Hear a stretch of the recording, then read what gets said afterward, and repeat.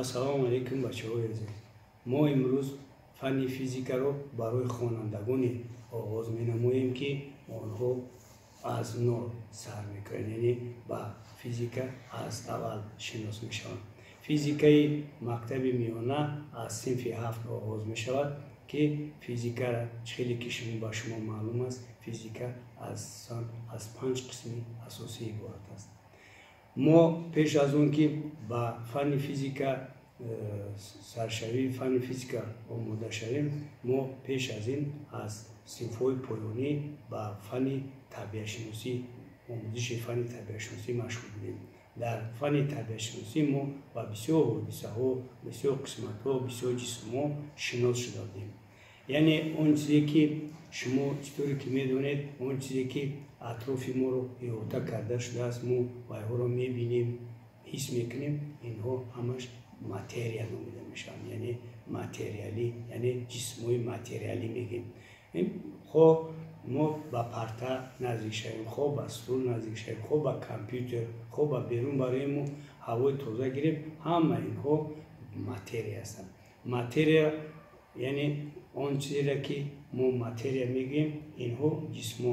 акун вақте ки мо дар табиатшиносӣ, дар фанни табиатшиносӣ мехондем, мо ҳамаи ҳамин ҷисмҳоро алоҳида мехондем, ба ягон хусусияти онҳо сару кор надоштем, ба ягон ҳодиса нигоҳ намекардем ки ин ҳодиса чӣ тавр ба амал меояд. азбас ки худи фанни табиатшиносӣ ҳодисаҳои табиатро меомӯзад. фанни табиатшиносӣ фаннист ки фақат табиатро меомӯзад. вақти табиатро омӯхт, мо дар зери калимаи табиат он чизеро мефаҳмем ки дар атрофи мо ба вуҷуд меояд. акнун мо вақте ки фанни физикаро сар мекунем, фанни физика ҳам фанне аст ки ҳамин табиатро омӯхта, балки ҳодисаҳои табиатро меомӯзад. тамоми ҳодисаҳое ки дар табиат ба вуқӯъ меояд меомӯзад. фарз кардем мо вақте ки борон мешавад, ин борон аз осмон ба замин мерезад, ин худаш як ҳодиса аст ки ба замин мерезад. чӣ хел ин борон ба замин мерезад, боз ҳама ҷо тар мешавад, тар шуд, баъд ин бо хушк мешавад. яъне амина фаҳмидан дар кор аст ки чӣ хел ҳам борон борид, тар шуд, бо хушк шуд. яъне ин ҳодисаи физикӣ аст ки мо ҳам боридан тар шудана дидем, ҳам ҳодисаи буғ шудана дар инҷа мо дидем.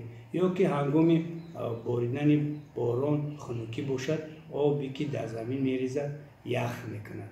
яъне ин ҳодисаи, яъне ҷисмҳо аз як ҳолат ба ҳолати дигар гузаштан шуда мебинад. ҳамаи шумо ба он шинос ҳастед ки вақте ки шумо дар яхдон дар хона обро мегиреду, об ин ҷисми физикӣ аст. яъне обро мегиреду, ин оба дар яхдон мегзоред, яхдон ба об ях мекунад, яъне ҷисмҳо аз як ҳолат ба ҳолати дигар мегзаранд. яъне шумо обро буд дар ҳолати моягӣ, шумо вақте ки ба яхдон гузоштед, вай дар ҳолати сахтӣ, ба ҳолати сахтӣ муайян шуд. вақте ки ҳамин обро шумо ба мисол мегирем ки болои плита мегзореду меҷӯшонед, вақте ки ҷӯшидан вай бисёр ҷӯшид, об бухор шудан мегирад, яъне ҳолати газӣ ба модда мешавад. барои ҳамин дар физика моддаҳо асосан 4 намуд мешавад ки мо ба 3 намуди он дар мисоли ҳозир овардаамон, яъне об шинос шудем. об ҳолати моягӣ, ях ҳолати сахтӣ, вақти буғ мешавад ҳолати бухоршавӣ обро дар назар дорем. ҳолати чоруми физикӣ ин ҳолати кристаллӣ аст ки ин дар ҳолати кристаллӣ дида мешавад ки мо дар табиат ба ин дучор шудагӣ ҳастем. дар физика вақте ки мо меомӯзем физикаро ба ду чиз бисёр бояд диққати асосӣ диҳем. диққати асосии мо ба физика ба он аст ки мо бояд ки формулаҳои физикиро донем. яъне формулаҳои физикӣ ин формулаҳо ҳастанд ҳамин намуде ки ماده میگذاریم. یعنی هر یک قانون فیزیکا با خود فرمولای با خود خاص دارد. اگر ما فرمولا رو در فیزیکا ندونیم، ما به حل مثال و مسئله ها، قاعده و قانون‌های فیزیکا صرفا نمیرویم. یعنی وقتی که ما فرمولا ها رو دانستیم، از روی فرمولا هر یک حرفی که به آن اشاره کرده شده، ما باید معنای همون حرف ها رو دونیم که این حرف ها چی رو میفهمونن. وقتی که اینا فهمیدیم، ما بعد فهمیدن فرمولا ما باید واحد های همون فرمولای نوشتگی رو دونیم. واحد ها این واحد به واحد یگان کار بود نمیشه. مثالی عادی، یگان کس از شما پرسان میشود که شما چند ساله؟ شما میگید که من 20 سال دارم. یعنی این معنی اون دارد که شما 20 ساله. همین سالی گفتگی شما واحد است. یعنی این واحدی شما چلی که میدونید این با یکی از واحدهای وقت مناسب است. یعنی ما اگر شما چلی که با شما معلوم است، ما وقت رو در فیزیکا با حرف تی انگلیسی نوشته بودیم، این تی گفته بودیم وقت است. وقت واحدهای زیاد دارد. شما میدونید که هر یک کدام شما واحد را اگر نمگی کنید اخورد با بزرگ گذشتنی شوید، اگر واحد را میدونید که میگن که ما در 1 ثانیه فلان کار رو اجرا میکنیم. 1 ثانیه این واحدی وقت است. ما فلان کار رو در 5 دقیقه اجرا میکنم. همین دقیقه واحدی وقت است. من فلان عملیات رو در 1 ساعت انجام میدیم. این ساعت واحدی وقت است. یا من اگر به من یکون سپارش دید، سپارش رو در 1 روز انجام میدیم. روزم واحدی وقت است. چی که شما میدونید روز این 12 ساعت است. اکنون 1 شبانه روز میگه من کار رو در 1 شبانه روز انجام میدیم. این معنی آن دارد که شما 1 شبانه روز گفتید، شبانه روز هم واحدی وقت است که این 24 ساعت دارد. اکنون بغیر این واحدها و ما دوی ما واحدهای هفته، ماه، سال معلومند که آنها به خود واحد است. لیکن در هم وقتی آموزش فن فیزیکا ما باید دوی ما به 1 واحد تکیه کنیم. 1 واحد. این واحدها را به 1 واحد تکیه کردن معنی آن دارد که در سیستم آموزش فیزیکا سیستم بین‌الخلقی سی موجود است که این سیستم بین‌الخلقی سی واحدهای معین را در بر میگیرد. دیگر واحدها رو در بر نمیگیرد. ما باید که به همین واحد گردونده دل خود افاده رو به همین واحد گردونیم. مثال من باز شما قدر گفتم که من فرض کردیم کتاب رو صحیفه اون کتاب رو در 5 دقیقه میخونم. من وقتی که گفتم که در 5 دقیقه میخونم، این معنی اون دارد که من 5 دقیقه یگون جای نادرستی ندارد. لیکن ما باید که به همین 5 دقیقه رو به سیستم سی گردونیم. از بس که شما میدونید که 1 دقیقه ما 60 ثانیه است، 1 ساعت ما 60 دقیقه است. این شما میدونید میتونید که با جای 5 دقیقه شما ثانیه قطعی گردونید. اگر 5 رو نوشته، ما باید که 5 رو با 60 ضرب کنیم، ثانیه حاصل میشه. یعنی این گفتنی گفت که ما همین عملیات رو یا همین کار رو در بین 300 ثانیه انجام میدیم. این بزرگی درباره وقت است. اکنون ما بزرگی با بزرگی دیگر شناخته شده بودیم، بزرگی مسافه که اینا از صنف پایانی ما با همین فرمولا شناس هستیم.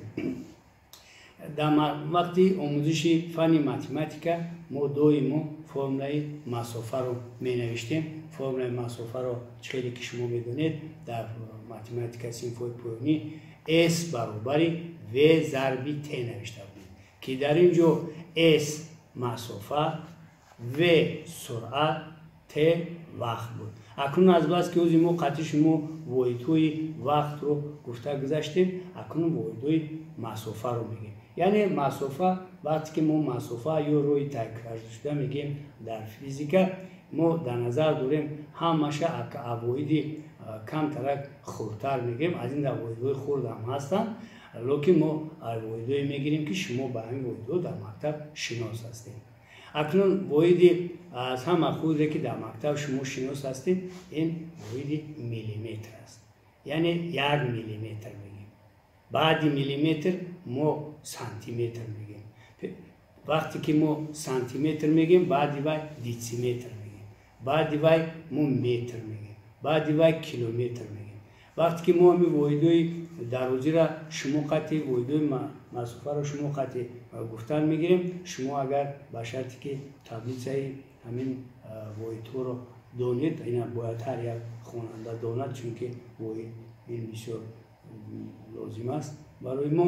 мо вақте ки миллиметр гуфтем, мо бояд ки воҳида ба ҳамин воҳид гардонем. яъне мо миллиметр гуфта, сантиметр, дециметр, метр, километр гуфтем, аз ҳама ҳамин воҳидҳо дар системаи си метр қабул карда шудааст. метр қабул карда шудааст. яъне агар мо ба шарти ки гӯем ки дарозии ҳамин мисол мегирем, ҳамин китобе ки назди мада гузошта шудааст, агар бигӯем ки ҳамин дарозии ҳамин фарз кардем 1000 миллиметр аст, дода шудагӣ бошад ки дарозии ҳамин 1000 миллиметр аст гап занад, мо ҳатман ҳамин миллиметрро ба метр мегардонем. барои он ки ба метр гардонем, мо метавонем ки ҳамин 1000-ро нависем 100 зарби 10 миллиметр баробар мемонем. ҳамин 10 миллиметри мо 1 сантиметр ташкил мекунад. агар мо ба ҷои 10 миллиметр 1 сантиметр нависем, ин мешавад 100 сантиметр. вақте ки 100 сантиметр менависем, мо медонед 100 сантиметри мо ин 1 метр аст. яъне мо ба ҷои 100 сантиметр 1 метр нависем, ин мешавад ҳамун дарозии мо ки 1000 миллиметр дар баробар буд, ин баробар мешавад ба 1 метр. яъне метр бошад дар системаи си воҳиди дарозӣ мебошад. мо бо ҳамроҳи шумо ҳозир дар бораи формулаи гап задем ки дар формулаи якуми дар омӯзиши фанни физика мо аз ҳамин сар мекунем омӯзиши фанни физикаро. барои ҳамин шумо ба ҳамин диққат додед, ин фаҳмишатон аямиҷа сар шуд. агар ба шарти ки шумо бо воҳиди ҳамин масъалаҳои воҳидҳо як воҳид ба воҳиди дигар гардондан шурӯъ кунед, вақти ҳалли масъалаҳода ба душворӣ ба шумо душворӣ ба амал намеояд. вақте ки шумо дар мактабҳои олӣ мактабҳои тестӣ мисол тест меспоред, бисёр маврид аз фанни физика воҳидҳо нишон дода шудаанд.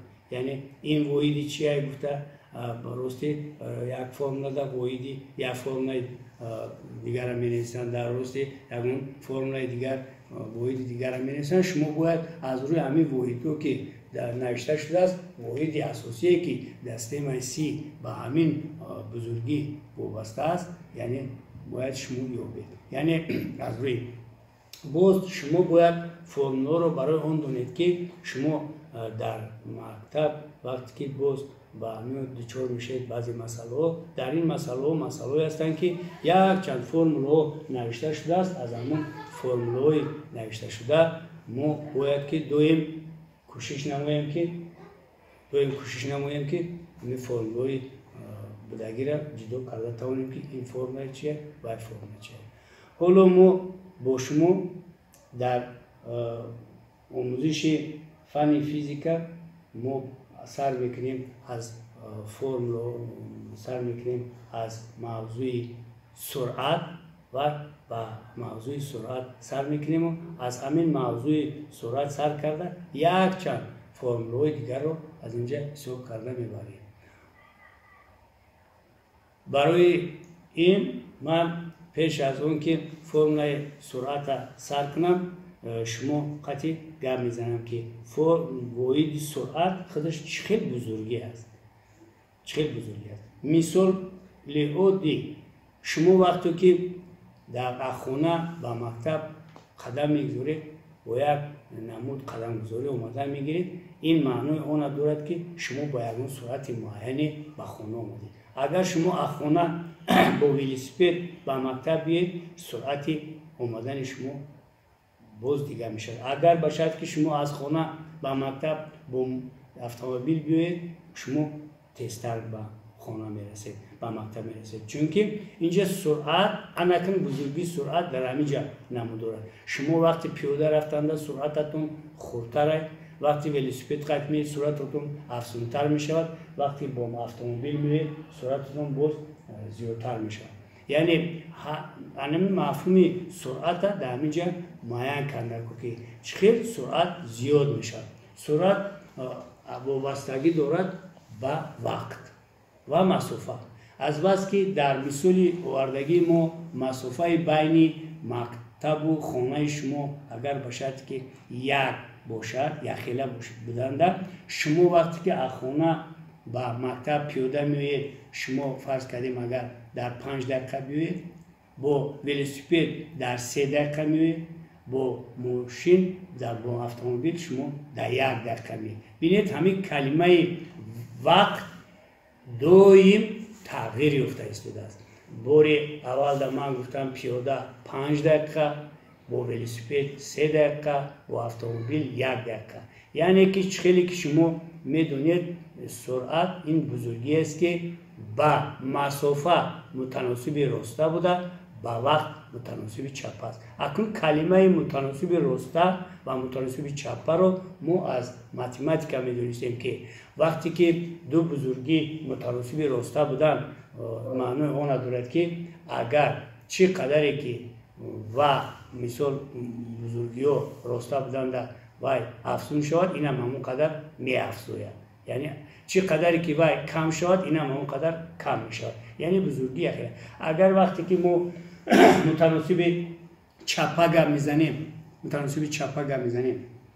мутаносиби чапа ин бузургиест ки мо дар ин бузургӣ мо нишон метем, бузурги гап мезанем мутаносиби чапа аст. мо агар ин бузурги якум чӣ қадаре кам шавад, вай меафзояд, ин афзояд, вай кам мешавад. мо ҳозир дар тахтаи син дида истода ҳамин аз омӯзиши формулаи суръат сар мекунем. барои ҳамин шумо вақте ки менависед, ба ҳар як формулае ки ман менависед, ман як масъала нишон диҳам, шумо дар хона илтимос оиди ҳамин дар дафтар алоҳида шартҳоро гуногун гирифта аз рӯи масъала кунед ки формулаҳо воҳидҳоро шумо аз як воҳид ба воҳид дигар гаронда тавонед. ин оиди дарси имрӯзаи мо оиди муқаддимаи дарси фанни физика буд ки мо қадри шумо гап задем. акнун он дар як дарс ҳамаи он чизе ки барои фанни физика, омӯзиши фанни физика лозима ба шумо гуфта гузаштан имконият надорад. барои мо он чизе ки зарур донистем ки ҳамин чизи асосӣ аст, шумо қатъи гузаштем. барои ҳамин дар дарси ояндамон мо кӯшиш мекунем ки бо шумо дар бораи баъзе ҳодисаҳо, баъзе формулаҳо аз як намуд ба шумо бо маълумоти мухтасар диҳем. ба диққататон раҳмат.